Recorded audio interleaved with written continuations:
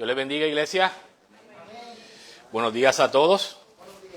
Qué gusto volver a verlos y estar aquí nuevamente. Damos gracias a Dios, en primer lugar, ¿verdad? Porque nos permitió estar unos meses predicando expositivamente, versículo a versículo, la epístola de Santiago, que tanta edificación, tanta bendición, tanta confrontación trajo a nuestras vidas. Como decíamos los hombres allá arriba, yo creo que domingo tras domingo predicando Santiago nos hemos arrepentido más que tal vez en los últimos años como creyentes. Ese es el poder de la palabra de Dios, que es más cortante que una espada de dos filos. Y hoy entonces estaremos iniciando una nueva serie de predicaciones basado en la primera carta del apóstol Pedro. Estaremos en Primera de Pedro. Y esta serie se va a titular Elegidos para una esperanza viva. Elegidos para una esperanza viva. Aquí vamos a estar hasta el 11 de abril del 2027 predicando Primera de Pedro. Vamos a tener una interrupción a la serie en los cuatro domingos del mes de octubre, y el primer domingo de noviembre estaremos predicando sobre las 5 solas. Tendremos otra interrupción en Navidad, como acostumbramos a hacer en nuestra iglesia, y predicaremos, ¿verdad?, de la encarnación de nuestro Señor Jesucristo. Tendremos otra interrupción en Semana Santa, y después de Semana Santa, el 11 de abril, tendremos, si el Señor así lo permite, la última predicación de Primera de Pedro. Así que le pedimos que desde ya vayan sumándose a las oraciones para ver dónde el Señor nos lleva, particularmente el Antiguo Testamento, donde el Señor quiere que nosotros aterricemos para predicar el Antiguo Testamento en esta iglesia. Por lo pronto estaremos predicando la primera carta de Pedro. Antes de comenzar, ¿verdad?, la sinopsis que tenemos, hoy haremos algo distinto. Permítame orar. Padre Santo y Padre bueno, Señor, te damos las gracias, Señor, porque tú nos permitiste, Padre amado, poder disfrutar del estudio y la predicación de la epístola de Santiago, Señor, que tanta bendición ha traído a nuestras vidas, en nuestra capacidad individual, pero también en nuestra iglesia como colectivo, Señor. Gracias por tan confrontadora carta, Señor. Gracias por ello, Padre amado. Te pedimos, Señor, que de igual forma que lo hiciste con la epístola de Santiago, Padre, derrame gracia y bendición sobre el estudio de esta preciosa carta del apóstol Pedro, Padre amado. Te lo pedimos y te damos gracias desde ya en el nombre de Cristo. Amén. Como dije, comenzamos a predicar, a ver Primera de Pedro, y la serie se ha titulado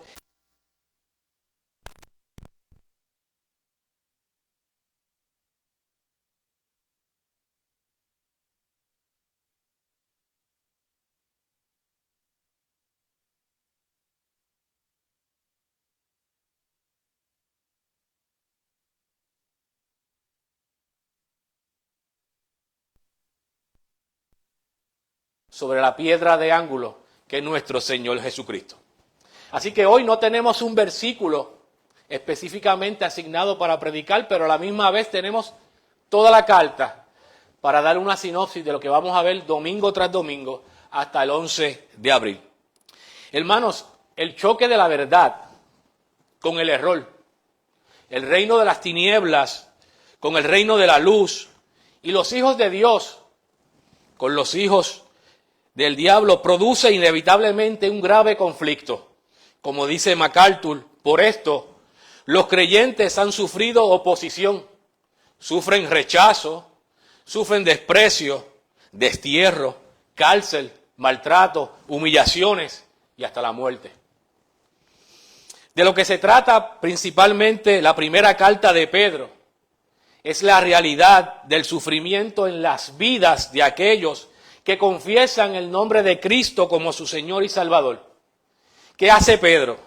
Mediante esta carta el autor advierte a los creyentes de todos los tiempos y de todos los lugares que el sufrimiento por causa de la fe, escuchen bien, no es una experiencia rara en la vida de la iglesia, sino una realidad siempre presente del pueblo escogido de Dios en la peregrinación hacia la patria celestial. Y me gustaría repetirlo, que mediante esta carta el autor advierte a los creyentes de todos los tiempos y de todos los lugares que el sufrimiento por causa de la fe no es una experiencia rara en la vida de la iglesia, sino una realidad siempre presente del pueblo escogido por Dios en la peregrinación hacia la patria celestial. Hermano, Pedro no quiere que el sufrimiento te coja por sorpresa. Cristo nos aseguró que en el mundo tendríamos aflicción. Y Pedro nos está diciendo, el sufrimiento va a llegar, la persecución va a llegar, la aflicción va a llegar, pero tenemos una esperanza viva. Es lo que motiva a Pedro a escribir la primera de sus cartas. Entonces, podemos preguntarnos, ¿cómo vivir como creyentes en un mundo que no es hostil?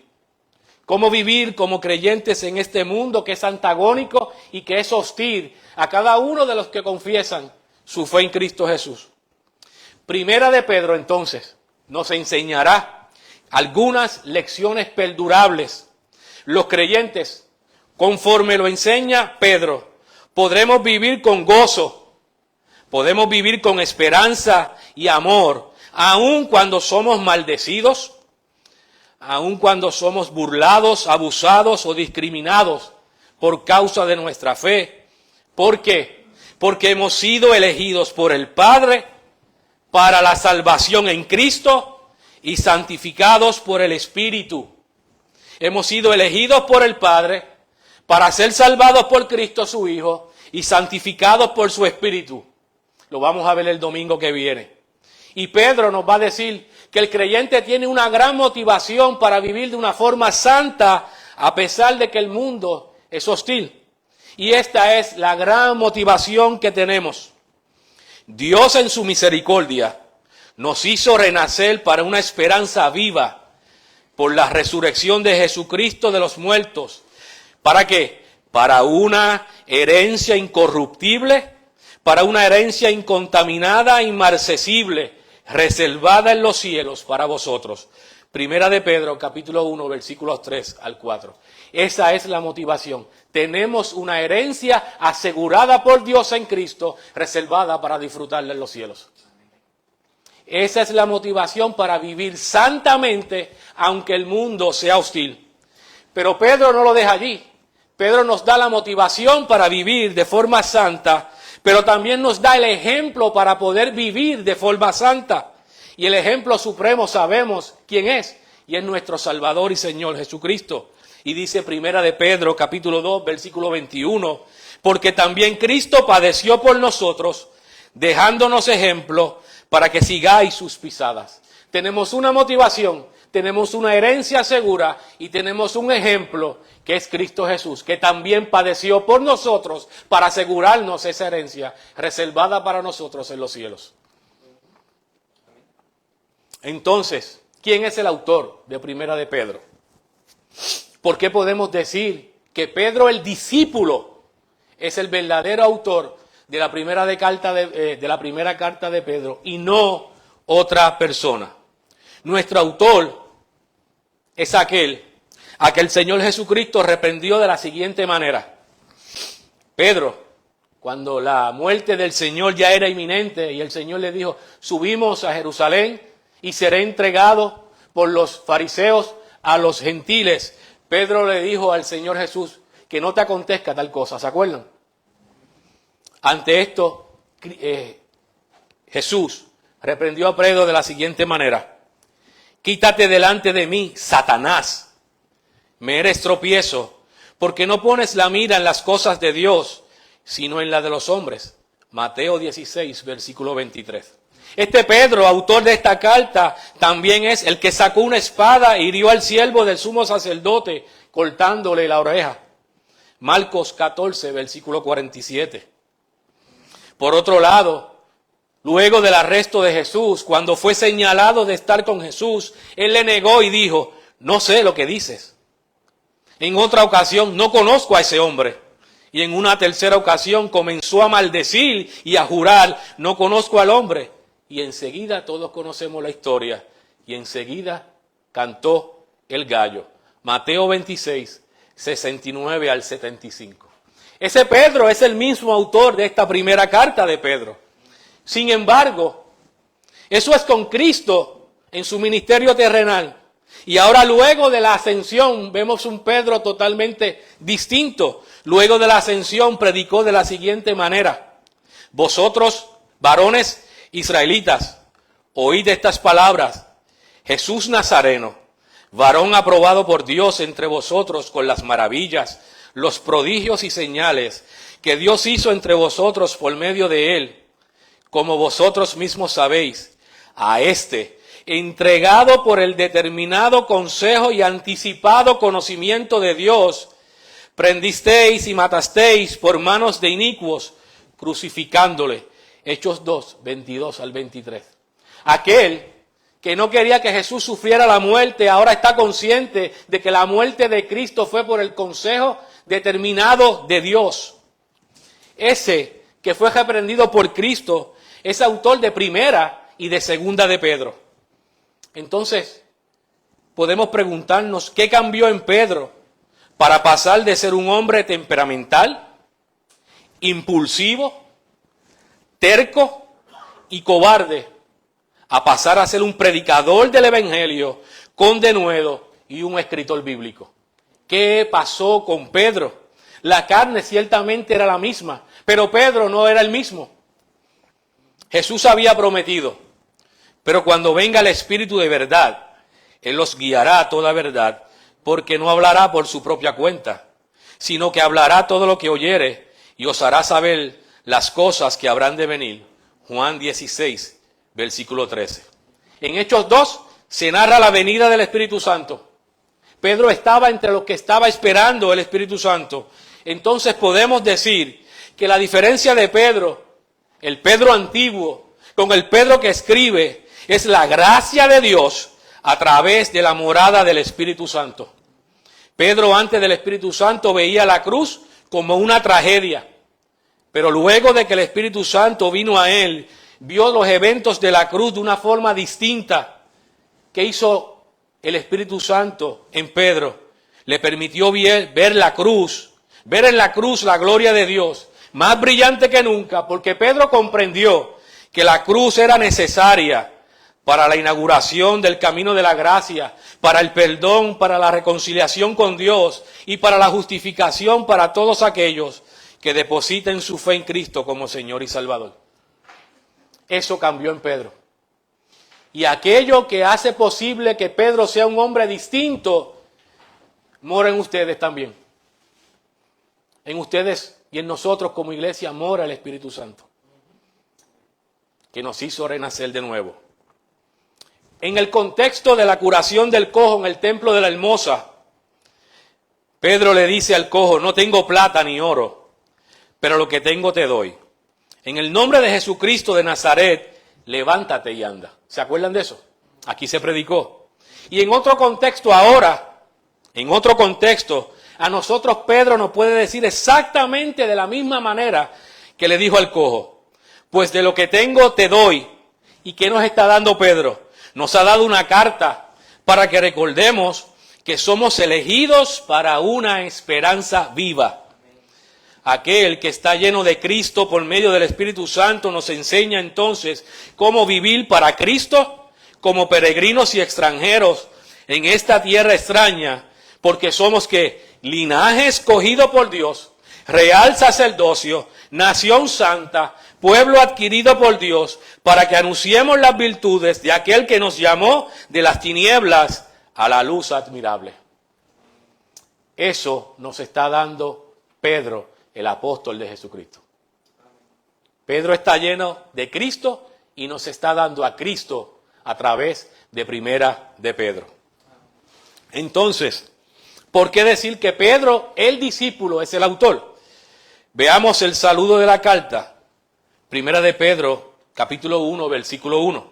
Pedro, apóstol de Jesucristo, a los expatriados de la dispersión en el Ponto, Galacia, Capadocia, Asia y Bitinia. Dice Samuel Pérez Millo que solamente una persona podía calificarse de este modo, y este era Simón, a quien Jesús puso por sobrenombre Pedro. Alguien conocido en la iglesia primitiva solamente podía utilizar como nombre Pedro, y era Pedro el discípulo, el que fue testigo de los padecimientos de Cristo. Pedro recibió un llamamiento irresistible de Jesús de la siguiente manera: venid en pos de mí y haré que seáis pescadores de hombres. Marcos capítulo 1, versículo 17. Entonces, ¿qué hizo Pedro? Dejando sus redes fue discípulo y ahora apóstol del Cristo crucificado y resucitado.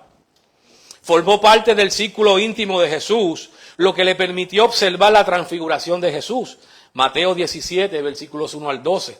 Y escuchar, miren qué privilegio, y escuchar la voz audible de Dios que decía: este es mi Hijo amado, en quien tengo complacencia, a él oíd. Pedro también, por revelación del Padre, hizo una gloriosa confesión: tú eres el Cristo, el Hijo del Dios viviente. Mateo 16, versículo 16. Vamos a ver qué le responde Cristo a Pedro cuando confiesa que Jesús es el Hijo de Dios. A esto Jesús respondió: yo también te digo que tú eres Pedro, y sobre esta roca edificaré mi iglesia, y las puertas del Hades no prevalecerán contra ella. Y a ti te daré las llaves del reino de los cielos, y todo lo que atares en la tierra será atado en los cielos, y todo lo que desatares en la tierra será desatado en los cielos. Mateo 16, 18 al 19. Este pasaje que acabamos de leer, la Iglesia Católica Romana lo interpreta para decir que Pedro es la verdadera roca de la iglesia. Y también sostiene, basado en ese pasaje, que Pedro es el primer papa de la iglesia. ¿Qué tal si le preguntamos a Pedro quién es la roca? Dejemos que sea Pedro el que conteste quién es la roca. Hagamos ese ejercicio juntos. Preguntémosles a Pedro: Pedro, ¿quién es la roca? Y Pedro va a contestar a través de Primera de Pedro, ¿quién es la roca? Primera de Pedro, capítulo 2, versículos 4 al 8. Dice así Pedro, o dice así el Espíritu Santo de Dios, acercándonos a él, hablando de Jesús: piedra viva, desechada, ciertamente por los hombres, mas para Dios, escogida y preciosa. Vosotros también, como piedras vivas, sed edificados como casa espiritual y sacerdocio santo, para ofrecer sacrificios espirituales aceptables a Dios por medio de Jesucristo, por lo cual también contiene la Escritura: he aquí, pongo en Sión la principal piedra del ángulo, escogida y preciosa, y el que creyere en él no será avergonzado. Para vosotros, pues, los que creéis, él es precioso, pero para los que no creen, la piedra que los edificadores desecharon ha venido a ser cabeza del ángulo, y piedra de tropiezo, y roca que hace caer, porque tropiezan en la palabra, siendo desobedientes, a lo cual fueron también destinados.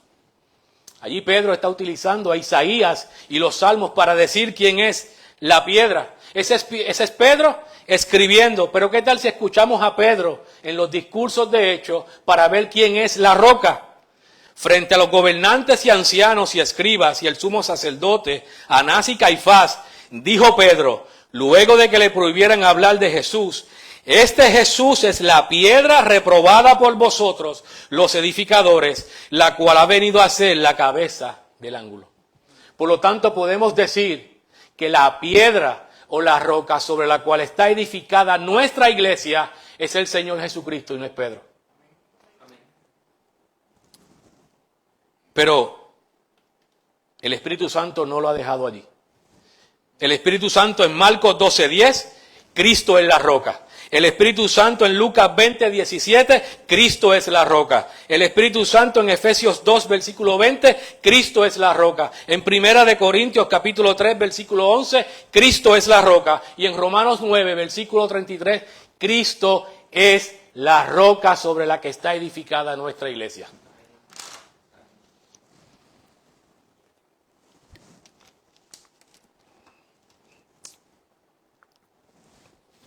Sin duda alguna, el apóstol Pedro entendía que la roca sobre la que está constituida la iglesia no es ningún hombre, sino nuestro Dios encarnado y Señor y Salvador Jesucristo.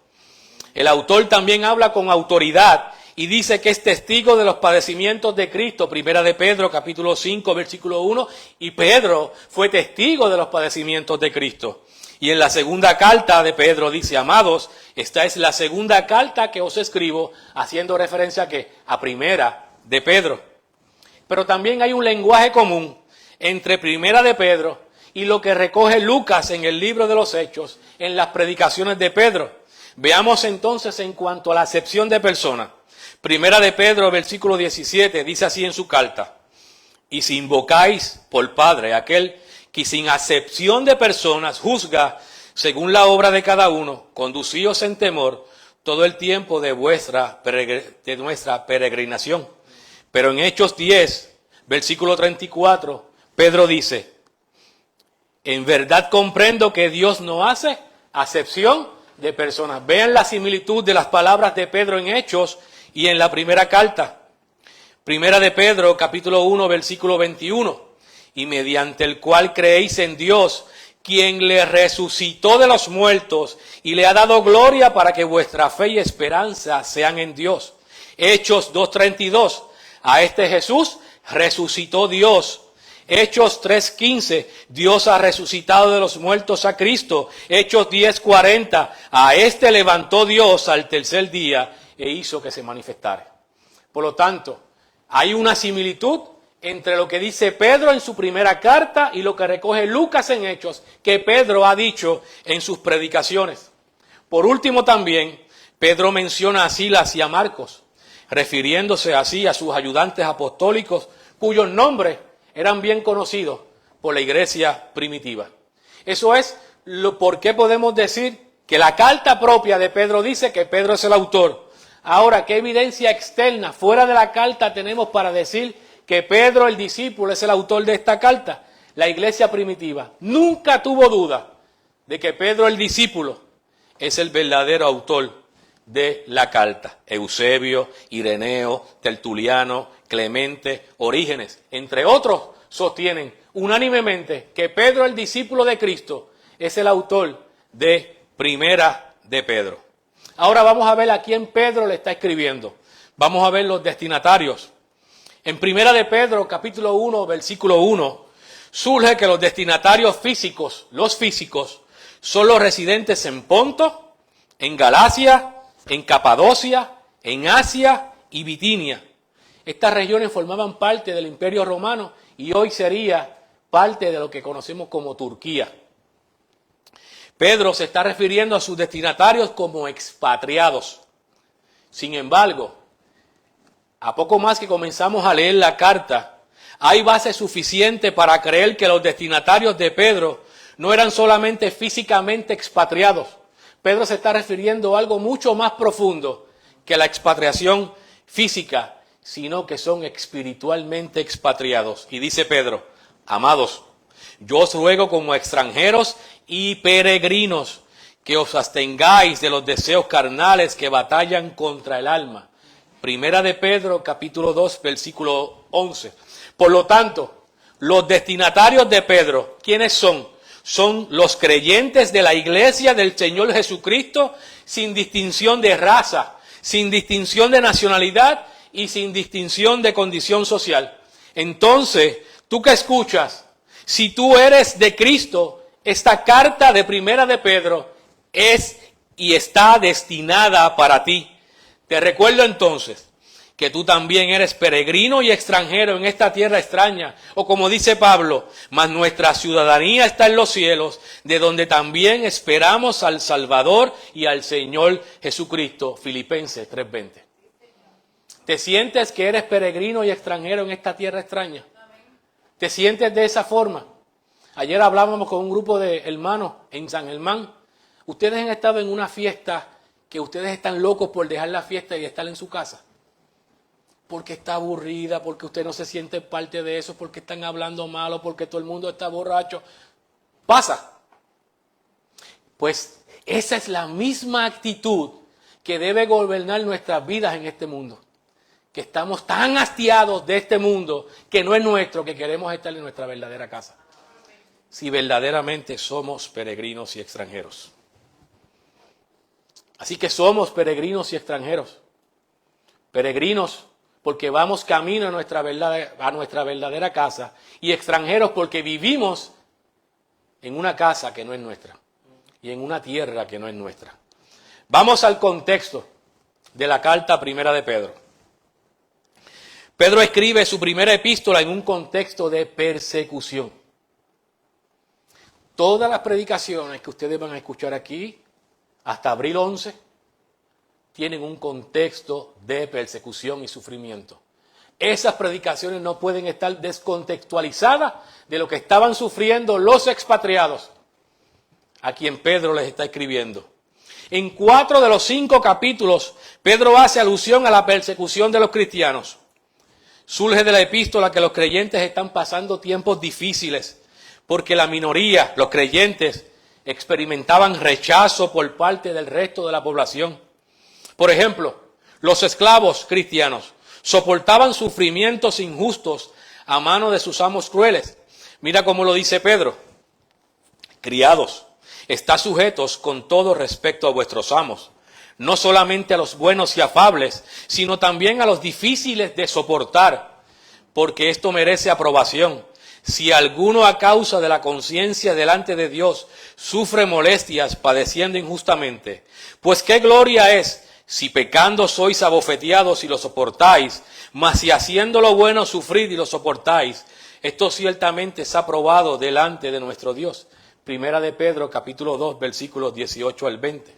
Los esclavos eran maltratados por sus amos. Los creyentes sufrían abuso de los paganos, que no veían con buenos ojos que los cristianos no participaran de su estilo de vida. Pedro lo dice así: baste ya el tiempo pasado para haber hecho lo que agrada a los gentiles, andando en lascivias, concupiscencias, embriagueces, orgías, disipación, abominables idolatrías. A estos les parece cosa extraña que vosotros no corráis con ellos en el mismo desenfreno de desilusión y os ultrajan. Los cristianos no querían participar de la vida de idolatría de los romanos y por eso eran perseguidos. En específico, Pedro habla indirectamente de persecución en Primera de Pedro, versículos 6 al 7, capítulo 3, versículos 13 al 17, capítulo 4, versículos 12 al 19 y capítulo 5, versículo 9. El sufrimiento que los cristianos experimentaban era extenso. Dice Pedro, sabiendo que los mismos padecimientos se van cumpliendo en vuestros hermanos en todo el mundo. Capítulo 5, versículo 9. Hermanos, los cristianos eran perseguidos a causa del nombre de Cristo, dice Pedro. Si sois vituperiados por el nombre de Cristo, sois bienaventurados, porque el glorioso Espíritu de Dios reposa sobre vosotros. Ciertamente de parte de ellos Él es blasfemado, pero por vosotros Él es glorificado. Capítulo 4, versículo 14.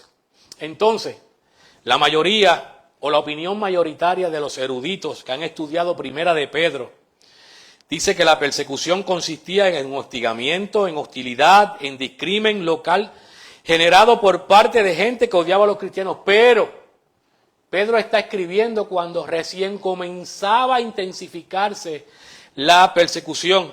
Estos serían los primeros movimientos que darían a una gran persecución sistemática por parte de Roma, instigada por el propio emperador Nerón. El origen de la gran persecución de los cristianos está en una acusación falsa de que eran los cristianos quienes quemaron Roma en el año 64. Y como resultado, muchos cristianos, miren lo que ocurrió con los cristianos, muchos cristianos fueron utilizados como antorchas para alumbrar la ciudad y otros fueron echados a las fieras salvajes para la diversión del pueblo. La ciudad de Roma se prendió porque los cristianos eran trepados en lo alto y eran quemados vivos para alumbrar la ciudad por el solo delito de confesar a Cristo como Señor y Salvador. Precisamente, la tradición relata que tanto Pedro como Pablo fueron martirizados y asesinados bajo el gobierno de Nerón. Pedro escribió para darle ánimo a los creyentes que comenzaban a ver intensificado la persecución, y el propio Pedro fue sacrificado por el emperador Nerón. ¿Ok? Pedro no quería que la persecución cogiera por sorpresa a los cristianos. Así a ninguno de nosotros tampoco. La aflicción, el sufrimiento y la persecución nos debe tomar por sorpresa. Vamos a ver entonces en qué fecha aproximada y de dónde escribió Pedro. Pedro tuvo que escribir en una fecha anterior al año 68, cuando Nerón se suicidó. ¿Por qué? Porque los eruditos entienden que fue asesinado bajo el gobierno de Nerón. Y si Nerón fue muerto en el 68, antes del 68, Pedro tuvo que haber escrito. En Primera de Pedro hay expresiones de Pablo.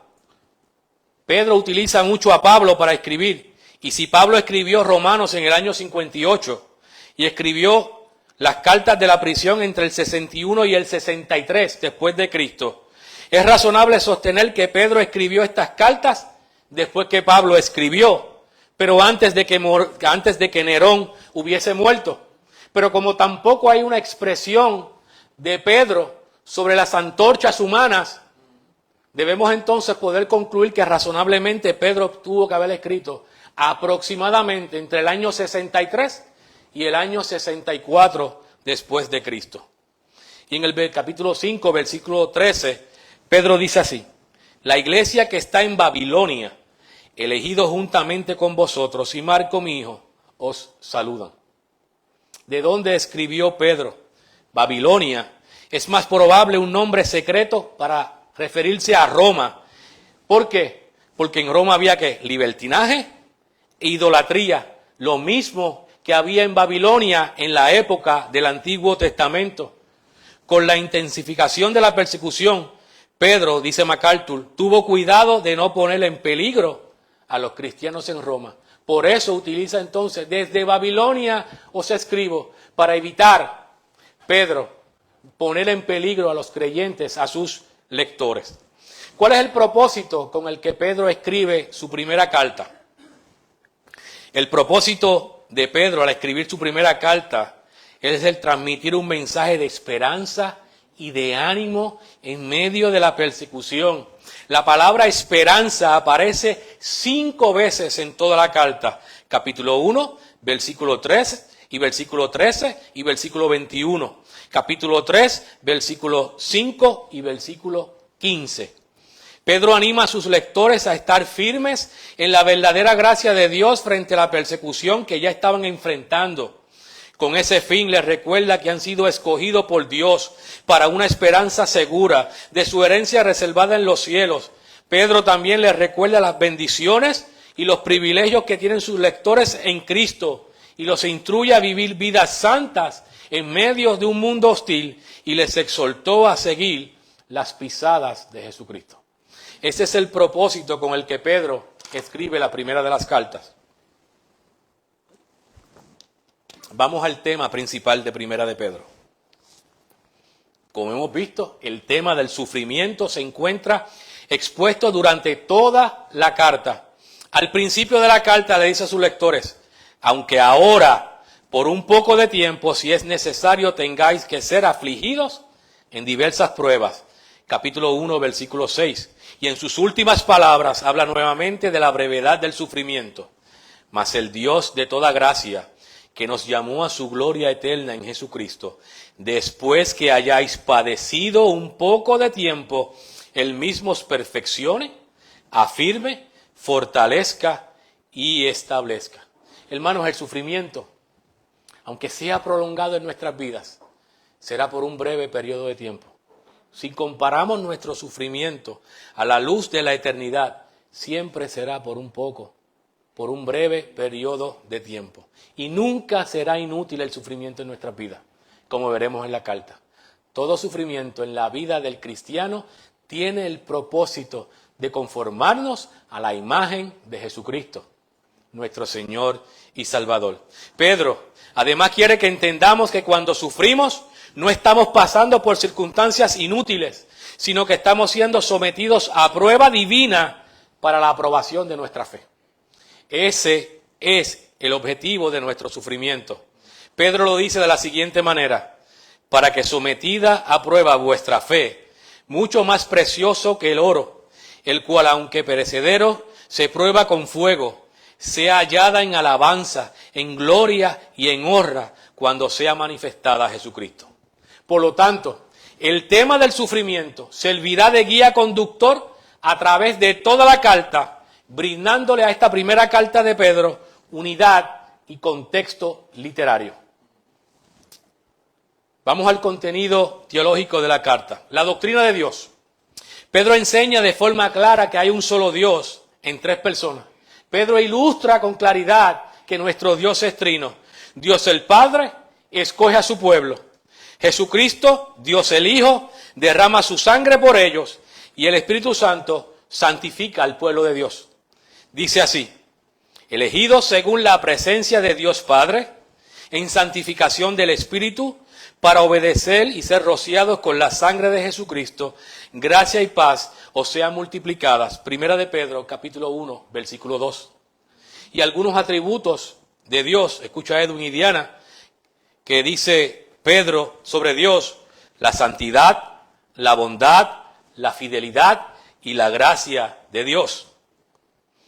¿Qué dice Pedro sobre Cristo? Pedro expone la humanidad y la divinidad de Jesucristo. Sobre la humanidad, nos dice Pedro, nos aconseja seguir los pasos de Cristo, quien es nuestro ejemplo supremo. Capítulo 2, versículo 21. Dice Pedro, sobre su cuerpo en el madero fueron puestos nuestros pecados. Capítulo 2, versículo 24. Y también nos dice que Jesucristo murió por nuestros pecados. Capítulo 3, versículo 18. Pedro acude al Antiguo Testamento muchas veces para enseñar que Jesucristo es santo y que nunca pecó. Dice, el cual no hizo pecado. Capítulo 2, versículo 22. Lo toma de Isaías 53. Cargó nuestros pecados en la cruz. Capítulo 2, versículo 24. Lo toma de Isaías 53. Por cuya herida fuiste sanados. Capítulo 2, versículo 24. Lo toma de Isaías 53. Y Cristo es un cordero sin mancha. Capítulo 1, versículo 19. Lo toma de Isaías 53, versículo 7. Pedro ve en Cristo el cumplimiento de lo que dijo Isaías en el capítulo 53. Pedro también nos habla de la expiación cuando dice que fuimos rociados con la sangre de Jesucristo, capítulo 1, versículo 2, y que la redención del creyente mediante la preciosa sangre de Cristo, capítulo 1, versículo 19. Sobre la divinidad de Jesús, dice Pedro, él ubica a Jesús a la misma altura que Dios el Padre y los menciona juntos en dos versículos. Capítulo 1, versículo 2 y versículo 3. Pedro demanda que tengamos fe en Cristo Jesús como el Hijo de Dios. Y para Pedro, tanto el Padre como el Hijo son Señor. Por lo tanto, no hay distinción. Sabemos que son personas distintas, pero son igualmente divinas. Un solo Dios en tres personas, nuestra gloriosa Trinidad.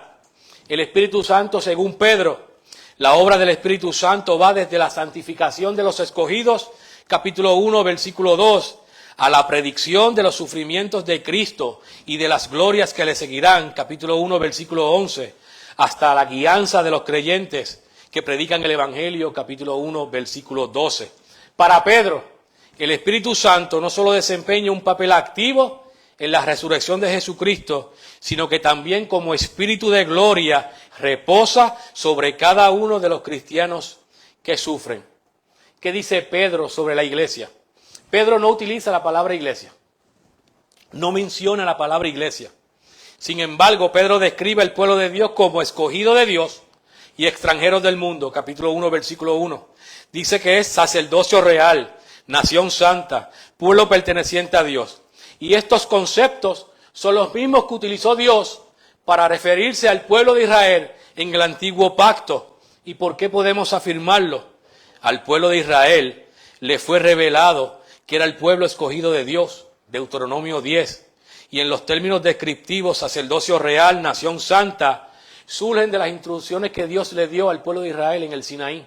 Por lo tanto, Pedro está claro que el verdadero pueblo espiritual de Dios en el pacto nuevo es la iglesia.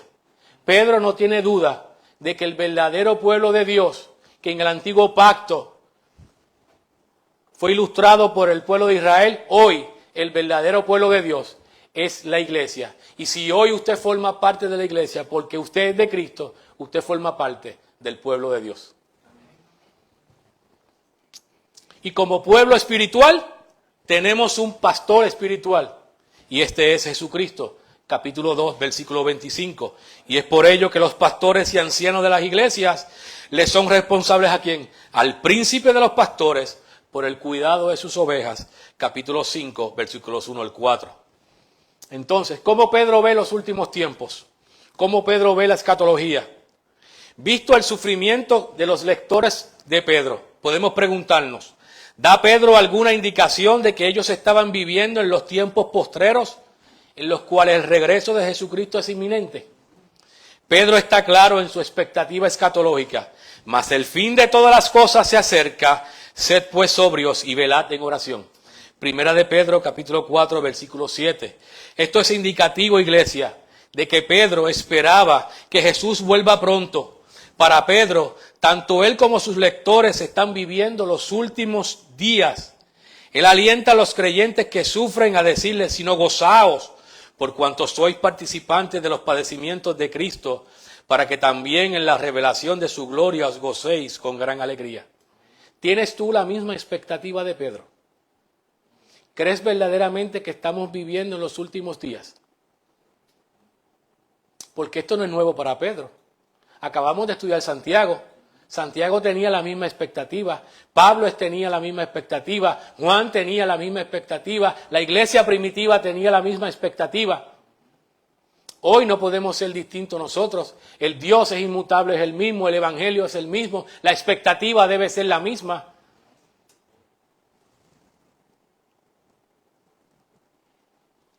Debemos estar conscientes, iglesia, de que nuestra herencia no se encuentra en la tierra, sino que está guardada por Dios en los cielos.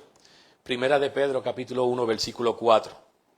Hay varios bosquejos, varios modelos, no vamos a discutir un bosquejo ahora, pero a manera de conclusión. Hemos dado una sinopsis de lo que vamos a ver domingo tras domingo, a través de las predicaciones. En fin, iglesia, en medio de nuestro sufrimiento, recordemos la gran salvación que Cristo ganó por nosotros y para nosotros.